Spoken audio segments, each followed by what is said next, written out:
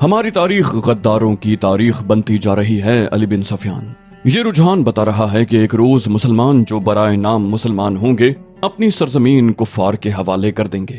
اگر اسلام کہیں زندہ رہا تو وہاں مسجدیں کم اور قہبہ خانے زیادہ ہوں گے۔ ہماری بیٹیاں صلیبیوں کی طرح بال کھلے چھوڑ کر بے حیا ہو جائیں گی۔ کفار انہیں اسی راستے پر ڈال رہے ہیں، بلکہ ڈال چکے ہیں۔ اب مصر سے وہی طوفان پھر سے اٹھ رہا ہے علی، تم اپنے محکمے کو اور مضبوط اور وسیع کر لو۔ میں نے اپنے رفیقوں سے کہہ دیا ہے کہ دشمن کے علاقوں میں جا کر شب خون مارنے اور خبریں لانے کے لیے تنومند اور ذہین جوانوں کا انتخاب کرو۔ صلیبی اس محاذ کو مضبوط اور پر اثر بنا رہے ہیں۔ تم فوری طور پر جاسوسی جنگ کی تیاری کرو۔ فوری طور پر کرنے والا کام یہ ہے کہ سمندر سے کئی ایک صلیبی بچ کر نکلے ہیں۔ ان میں زیادہ تر زخمی ہیں اور جو زخمی نہیں ہیں وہ کئی دن سمندر میں ڈوبنے اور تیرنے کی وجہ سے زخمیوں سے بدتر ہیں۔ ان سب کا علاج معالجہ ہو رہا ہے، میں نے سب کو دیکھا ہے۔ تم بھی انہیں دیکھ لو اور اپنی ضرورت کے مطابق ان سے معلومات حاصل کرو۔ سلطان ایوبی نے دربان کو بلا کر ناشتے کے لیے کہا اور علی بن سفیان سے کہا، کل کچھ زخمی اور اچھی بھلی لڑکیاں میرے سامنے لائی گئی تھیں۔ 6 تو سمندر سے نکلے ہوئے قیدی ہیں، ان میں ایک پر مجھے شک ہے کہ وہ سپاہی نہیں، رتبے اور عہدے والا آدمی ہے۔ سب سے پہلے اسے ملو۔ 5 تاجر 7 عیسائی لڑکیوں کو ساتھ لائے تھے۔ اس نے علی بن سفیان کو لڑکیوں کے متعلق وہی کچھ بتایا جو تاجروں نے بتایا تھا۔ سلطان ایوبی نے کہا، میں نے لڑکیوں کو دراصل حراست میں لیا ہے، لیکن انہیں بتایا ہے کہ میں انہیں پناہ میں لے رہا ہوں۔ لڑکیوں کا یہ کہنا کہ وہ غریب گھرانوں کی لڑکیاں ہیں اور پھر ان کا یہ بیان کہ انہیں ایک جلتے ہوئے جہاز میں سے کشتی میں بٹھا کر سمندر میں اتارا گیا اور کشتی انہیں ساحل پر لے آئی، مجھے شک میں ڈال رہا ہے۔ میں نے انہیں الگ خیمے میں رکھا ہے اور سنتری کھڑا کر دیا ہے۔ تم ناشتے کے فوراً بعد اس قیدی اور ان لڑکیوں کو دیکھو۔ آخر میں صلاح الدین ایوبی نے مسکرا کر کہا، کل دن کے وقت ساحل پر ٹہلتے ہوئے مجھ پر ایک تیر چلایا گیا ہے جو میرے پاؤں کے درمیان ریت میں لگا۔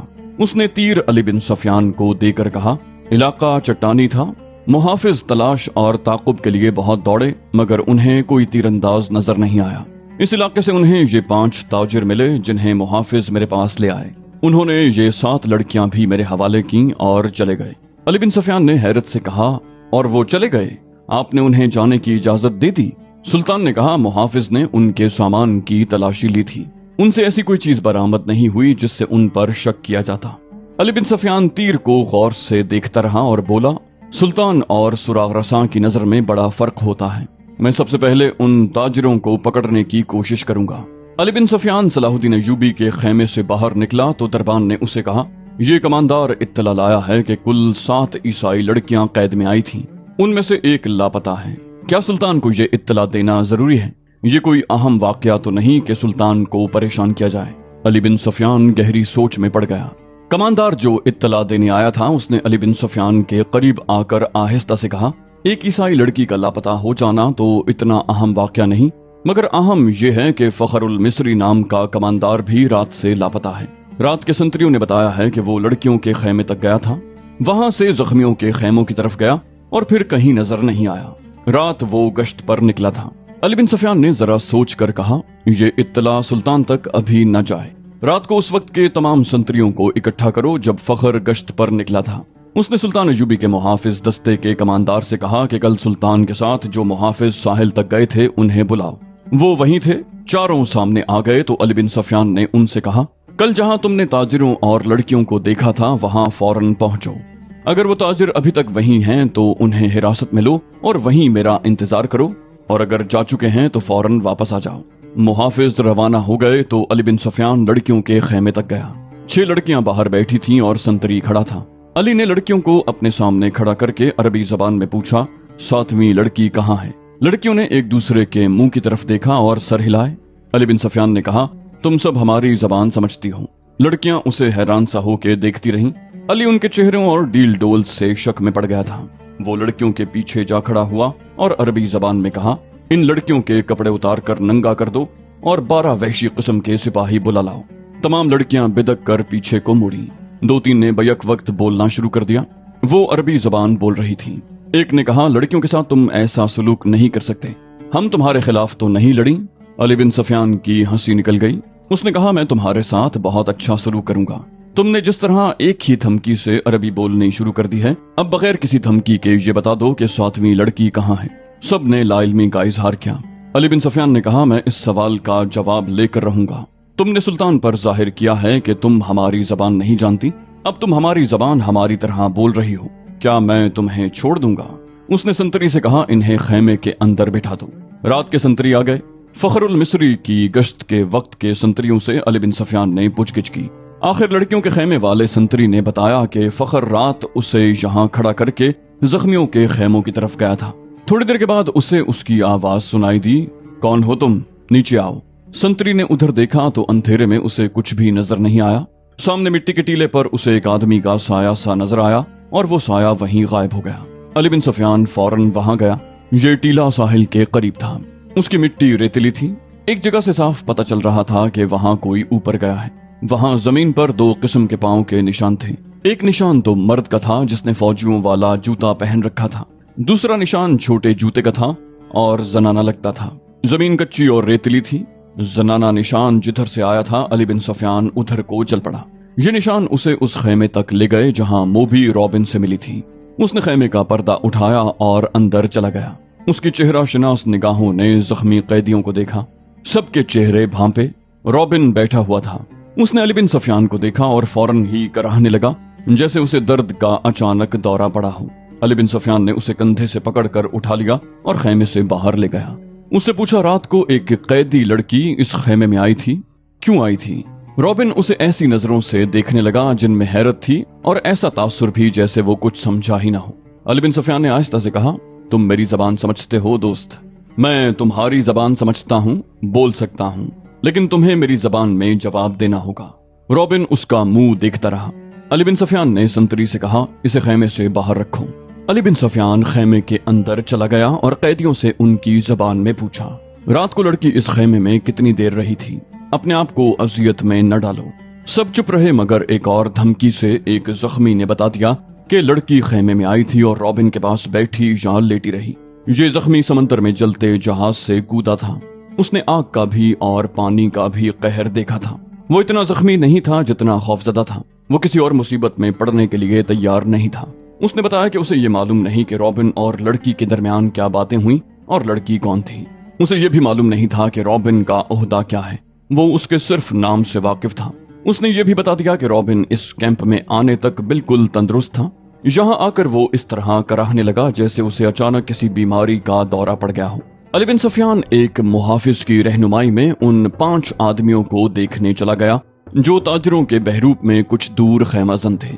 मुहाफिजों ने उन्हें अलग बिठा रखा था। अली बिन सफियान को उन्होंने पहली इत्तला ये दी कि उनके पास कुल 2 ऊंट थे मगर आज एक ही है। यही इशारा काफी था। वो इस सवाल का कोई तसल्ली बख्श जवाब न दे सके कि दूसरा ऊंट कहाँ है। दूसरे ऊंट के पांव के निशान मिल गए। अली बिन सफियान ने उन्हें कहा, तुम्हारा जुर्म मामूली चोरी चकारी नहीं है, तुम एक पूरी सल्तनत और उसकी तमाम तर आबादी के लिए खतरा हो, इसलिए तुम पर जर्रा भर रहम नहीं करूंगा। क्या तुम ताजिर हो? सबने सर हिलाकर कहा, हाँ हम ताजिर हैं जनाब, हम बेगुनाह हैं। अली बिन सफियान ने कहा, अपने हाथों की उल्टी तरफ मेरे सामने करो। 5 ने हाथ उल्टे करके आगे कर दिए। अली बिन सफियान ने सबके बाएं हाथ के अंगूठे और शहादत की उंगली के दरमियान जगह को देखा और एक आदमी को कलाई से पकड़कर घसीट लिया। उसे कहा, कमान और तरकश कहाँ छुपा रखी है? उस आदमी ने मासूम बनने की बहुत कोशिश की। अली बिन सफियान ने सुल्तान अय्यूबी के एक मुहाफिज को अपने पास बुलाकर उसके बाएं हाथ की उल्टी तरफ उसे दिखाई। उसके अंगूठे की उल्टी तरफ उस जगह जहां अंगूठा हथेली के साथ मिलता है, यानी जहां जोड़ होता है, वहां एक निशान था। ऐसा निशान उस आदमी के अंगूठे के जोड़ पर भी था। अली बिन सफियान ने उसे अपने मुहाफिज के मुताल्लिक बताया। कहा, यह सुल्तान का बेहतरीन तीरंदाज है और ये निशान इस बात का सबूत है कि ये तीरंदाज है। उसके अंगूठे की उल्टी तरफ एक मध्यम सा निशान था, जैसे वहां बार बार कोई चीज रगड़ी जाती रही हो। ये तीरों की रगड़ के निशान थे। तीर दाएं हाथ से पकड़ा जाता है, कमान बाएं हाथ से पकड़ी जाती है। तीर का अगला हिस्सा बाएं हाथ के अंगूठे पर होता है और जब तीर कमान से निकलता है तो अंगूठे पर रगड़ खाकर जाता है। ऐसा निशान हर एक तीरंदाज के हाथ पर होता था। अली बिन सफियान ने उसे कहा, इन 5 में तुम अकेले तीरंदाज हो, कमान और तरकश कहाँ है? 5 चुप रहे। अली बिन सफियान ने उन 5 में से एक को पकड़कर मुहाफिजों से कहा, इसको उस दरख्त के साथ बांध दो। उसे खजूर के दरख्त के साथ खड़ा करके बांध दिया गया। अली बिन सफियान ने अपने तीरंदाज के कान में कुछ कहा। تیر انداز نے کندھے سے کمان اتار کر اس میں تیر رکھا اور درخت سے بندھے ہوئے آدمی کا نشانہ لے کر تیر چھوڑا۔ تیر اس آدمی کی دائیں آنکھ میں اتر گیا، وہ تڑپنے لگا۔ علی بن سفیان نے باقی 4 سے کہا، تم میں کتنے ہیں جو صلیب کی خاطر اس طرح تڑپ تڑپ کر جان دینے کو تیار ہیں؟ اس کی طرف دیکھو۔ انہوں نے دیکھا، وہ آدمی چیخ رہا تھا، تڑپ رہا تھا، اس کی آنکھ سے خون بہہ رہا تھا۔ علی بن سفیان نے کہا، میں تم سے وعدہ کرتا ہوں کہ باعزت طریقے سے تم سب کو سمندر پار بھیج دوں گا۔ دوسرے اونٹ پر کون گیا ہے اور کہاں گیا ہے؟ ایک آدمی نے کہا، تمہارا اپنا ایک کماندار ہمارا ایک اونٹ ہم سے چھین کر لے گیا ہے۔ علی بن سفیان نے کہا، اور ایک لڑکی بھی۔ تھوڑی ہی دیر کے بعد علی بن سفیان کے فن نے ان سے اعتراف کروا لیا کہ وہ کون ہیں اور کیا ہیں، مگر انہوں نے یہ جھوٹ بولا کہ لڑکی رات خیمے سے بھاگ آئی تھی، اور اس نے بتایا کہ صلاح الدین ایوبی نے رات اسے اپنے خیمے میں رکھا تھا۔ اس نے شراب پی رکھی تھی اور لڑکی کو بھی پلائی تھی، اور لڑکی گھبراہٹ اور خوف کے عالم میں آئی تھی۔ اس کے تعاقب میں فخر المصری نام کا ایک کماندار آیا، اور اس نے جب لڑکی کی باتیں سنی تو اسے ہمارے اونٹ پر بٹھا کر زبردستی لے گیا۔ انہوں نے وہ تمام بہتان علی بن سفیان کو سنائے جو لڑکی نے سلطان ایوبی پر لگائے تھے۔ علی بن سفیان نے مسکرا کر کہا، تم 5 تربیت یافتہ عسکری اور تیر انداز، اور ایک آدمی تم سے لڑکی بھی لے گیا اور اونٹ بھی۔ اس نے انہی کی نشاندہی پر زمین میں دبائی ہوئی کمان اور ترکش بھی نکلوا لی۔ ان 4 کو خیمہ گاہ میں بھجوا دیا گیا۔ 5واں آدمی تڑپ تڑپ کر مر چکا تھا۔ اونٹ کے پاؤں کے نشان صاف نظر آ رہے تھے۔ علی بن سفیان نے نہایت سرعت سے 10 سوار بلائے اور انہیں اپنی کمان میں لے کر اس طرف روانہ ہو گیا جدھر اونٹ گیا تھا۔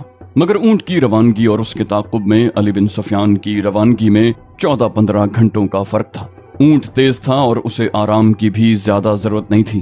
اونٹ پانی اور خوراک کے بغیر 6-7 دن تر و تازہ رہ سکتا ہے۔ اس کے مقابلے میں گھوڑوں کو راستے میں کئی بار آرام، پانی اور خوراک کی ضرورت تھی۔ ان عناصر نے تعاقب ناکام بنا دیا۔ اونٹ نے 14-15 گھنٹوں کا فرق پورا نہ ہونے دیا۔ فخر المصری نے تعاقب کے پیش نظر قیام بہت کم کیا تھا۔ علی بن سفیان کو راستے میں صرف ایک چیز ملی، یہ ایک تھیلا تھا۔ اس نے رک کر تھیلا اٹھایا، کھول کر دیکھا، اس میں کھانے پینے کی چیزیں تھیں۔ اسی تھیلے میں سے ایک اور تھیلا نکلا، اس میں بھی وہی چیزیں تھیں۔ علی بن سفیان کے سونگھنے کی تیز حس نے اسے بتا دیا کہ ان اشیاء میں حشیش ملی ہوئی ہے۔ راستے میں اسے 2 جگہ ایسے آثار ملے جن سے پتہ چلتا تھا کہ یہاں اونٹ رکا ہے اور سوار یہاں بیٹھے ہیں۔ کھجوروں کی گٹھلیاں، پھلوں کے بیج اور چھلکے بھی بکھرے ہوئے تھے۔ تھیلے نے اسے شک میں ڈال دیا۔ اس کے ذہن میں یہ شک نہ آیا کہ فخر المصری کو حشیش کے نشے میں لڑکی اپنے محافظ کے طور پر ساتھ لے جا رہی ہے۔ تاہم اس نے تھیلا اپنے پاس رکھا، مگر تھیلے کی تلاشی اور قیام نے وقت ضائع کر دیا۔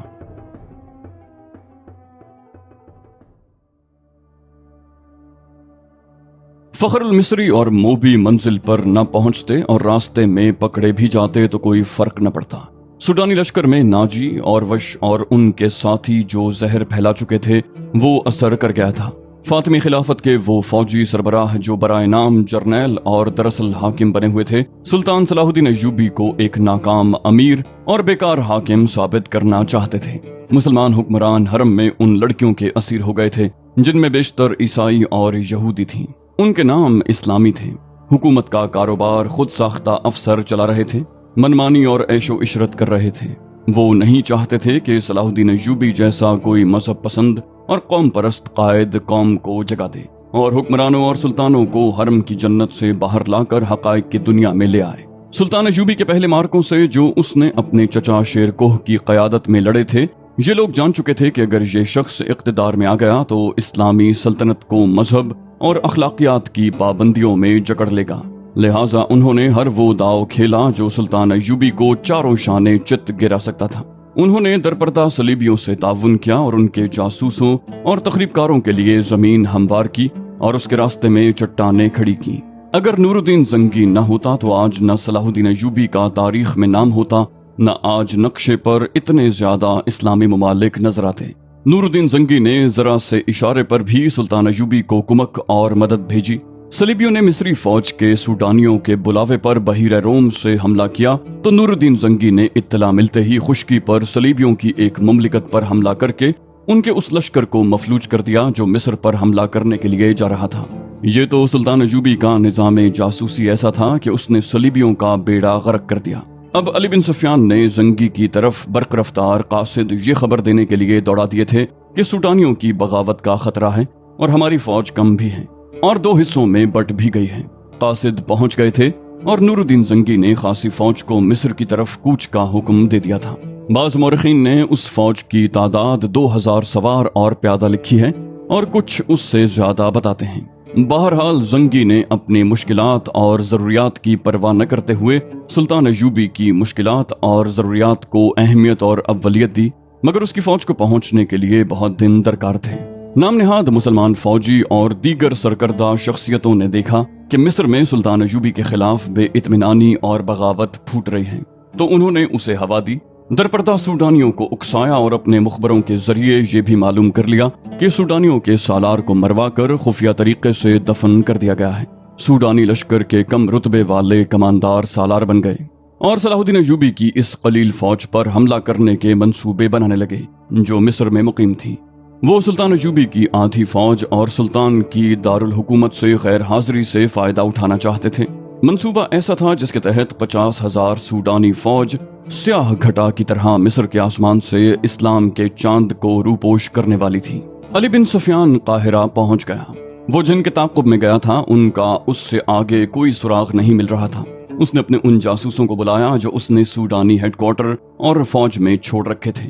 उनमें से एक ने बताया कि गुज़श्ता रात एक ऊंट आया था। अंधेरे में जो कुछ नजर आ सका वो 2 सवार थे, एक औरत और एक मर्द। जासूस ने यह भी बताया कि वो कौन सी इमारत में दाखिल हुए थे। अली बिन सुफियान को ये इख्तियार हासिल था कि वो वहां छापा मारता।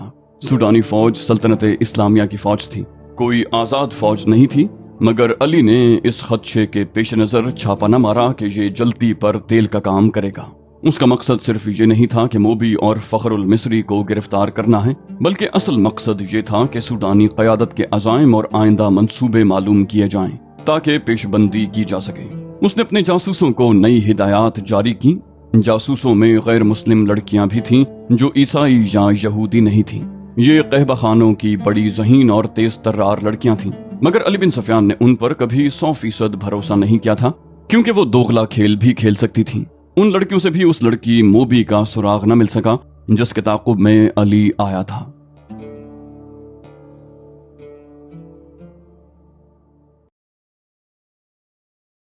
तो दोस्तों ये थी हमारी आज की एपिसोड। उम्मीद करते हैं आपको हमारी एपिसोड पसंद आई होगी। जाने से पहले इस वीडियो को लाइक, शेयर और कमेंट करना मत भूलिए, और अगर आप हमारे चैनल पर नए हैं तो इसे सब्सक्राइब कीजिए और बेल आइकन पर क्लिक कीजिए ताकि आपको तमाम वीडियोस फौरन मिलती रहें। अगली वीडियो तक के लिए अपना ख्याल रखिए। अल्लाह हाफिज।